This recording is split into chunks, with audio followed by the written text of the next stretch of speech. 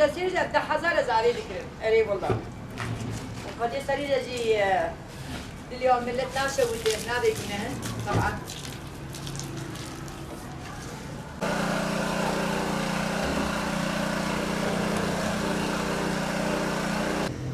آوا گو قدک ترکیه آوا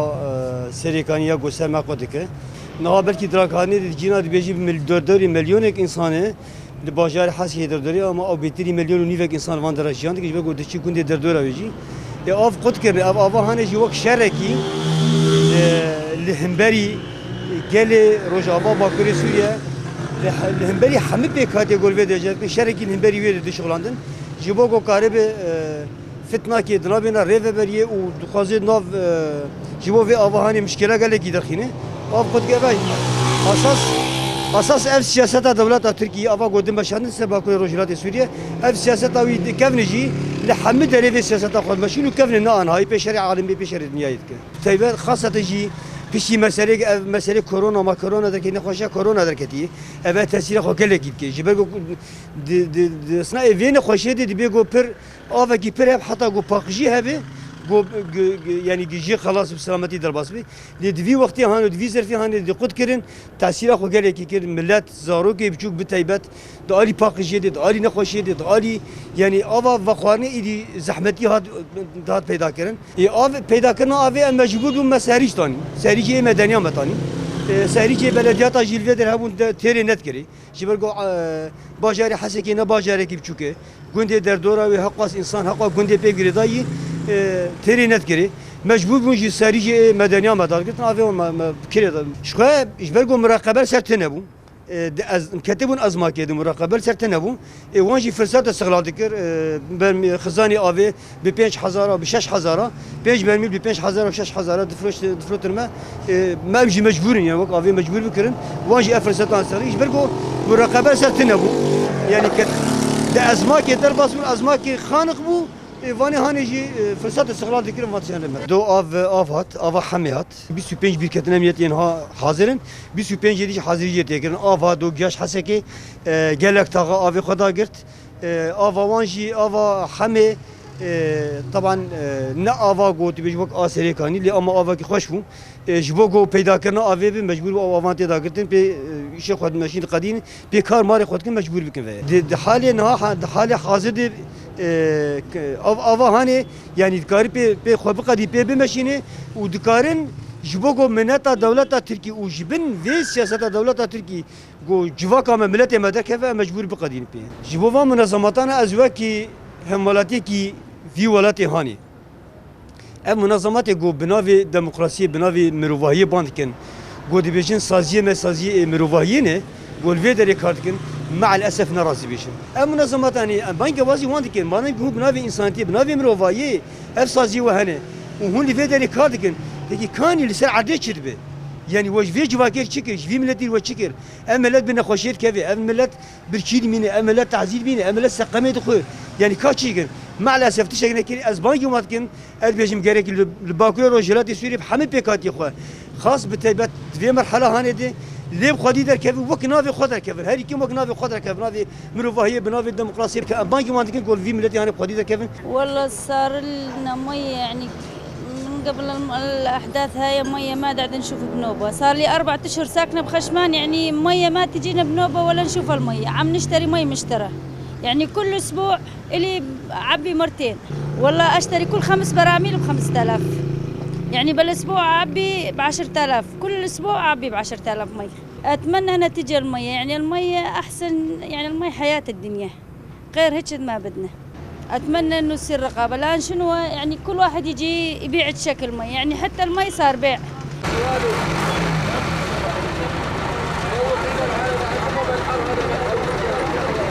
طبعا المياه هي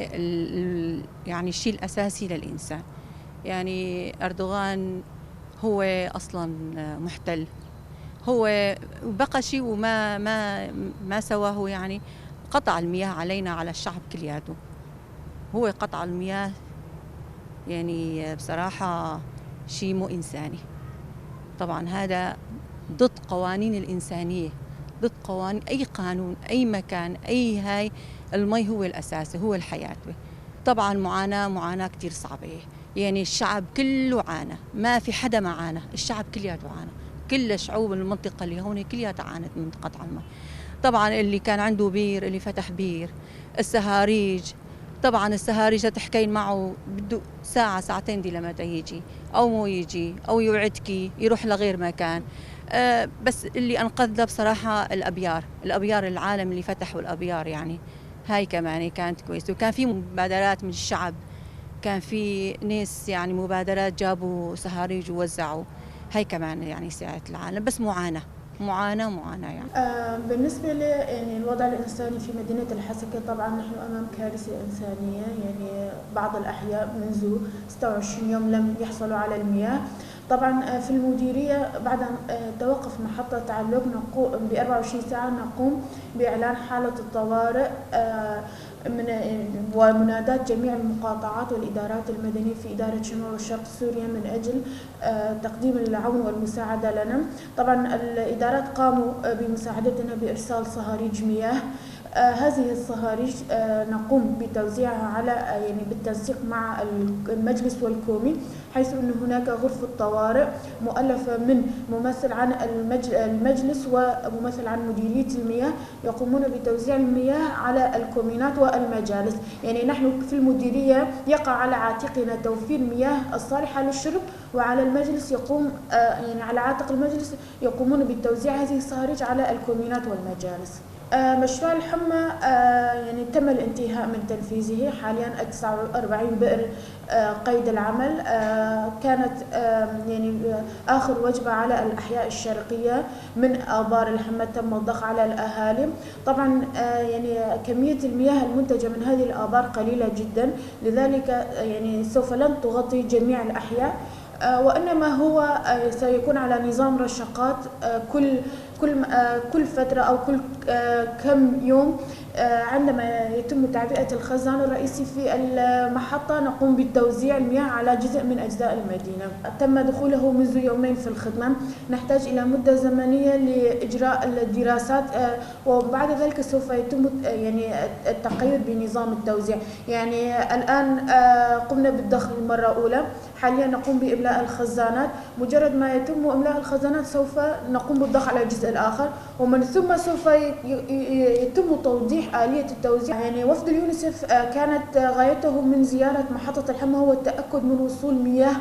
علوك إلى الحسكة أو لا، لأنه تم على وسائل الإعلام العالمية والمحلية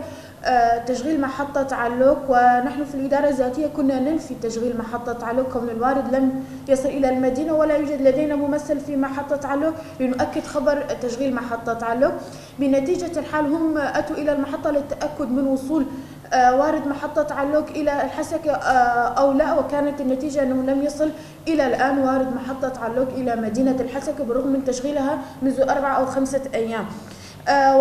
ومن يعني وتطرقنا ايضا انه شرحنا لهم آلية المشروع، وهم رأوا المشروع انه ناجح كمشروع طوارئ أو احتياطي، كمشروع إحياء لمدينة الحسكة. منظمة اليونيسف وعدوا بالتدخل بالحديث مع الجانب التركي، نبحث عن مناطق أخرى في مدينة الحسكة تكون مياهها صالحة للشرب، نحفر آبار. هناك مشروع استراتيجي قيد التنفيذ، يعني سوف يتم الانتهاء منهم في بداية سنة 2021. يعني نحن نحتاج مدة يعني من الآن إلى نهاية السنة كي نتدبر أمورنا، وفي نهاية السنة سوف تكون الأمور جيدة بالنسبة لوضع المياه في مدينة الحسكة. في النهاية يعني نطلب من الأهالي التعاون مع مديرية المياه، الوقوف بوجه مخططات الدولة التركية، سواء كانت تهدف إلى التظاهر أو النيل من مكتسبات الإدارة الذاتية أو إلى الهجرة وترك أرضهم. ننادي ونناشد كل المنظمات الدولية، الأمم المتحدة، الصليب الأحمر، أي منظمات عاملة في مجال حقوق الإنسان والإنسانية بالتدخل والضغط على الدولة التركية من أجل تشغيل محطة علوك، كونه هي المصدر الوحيد لمياه الشرب في مقاطعة الحسكة.